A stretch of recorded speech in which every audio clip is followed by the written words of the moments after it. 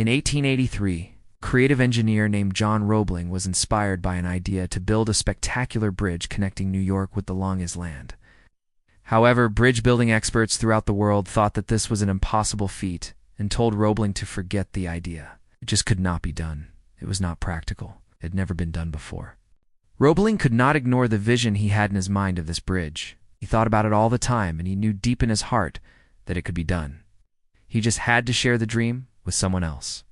After much discussion and persuasion, he managed to convince his son, Washington, an up-and-coming engineer, that the bridge in fact could be built.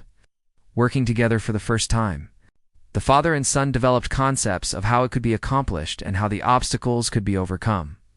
With great excitement and inspiration, and the headiness of a wild challenge before them, they hired their crew and began to build their dream bridge.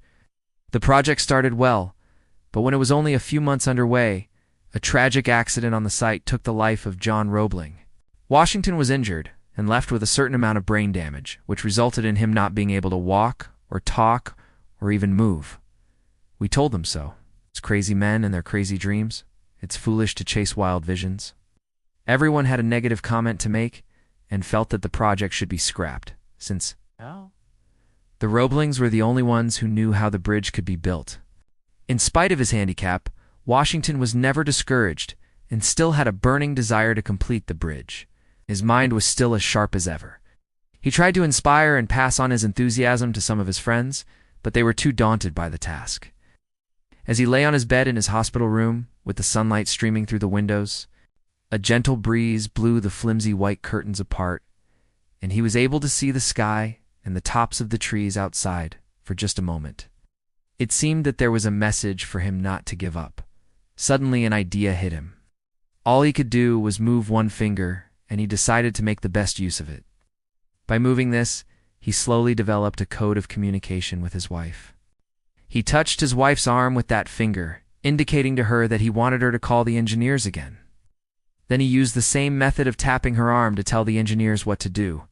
Seemed foolish, but the project was underway again. For 13 years, Washington tapped out his instructions with his finger on his wife's arm, till the bridge was finally completed. Today, the spectacular Brooklyn Bridge stands in all its glory as a tribute to the triumph of one man, his indomitable spirit, and his determination not to be defeated by circumstances. It is also a tribute to the engineers and their teamwork, and to their faith in a man who was considered mad by half the world. It stands, too, as a tangible monument to the love and devotion of his wife, who for 13 long years patiently decoded the messages of her husband and told the engineers what to do.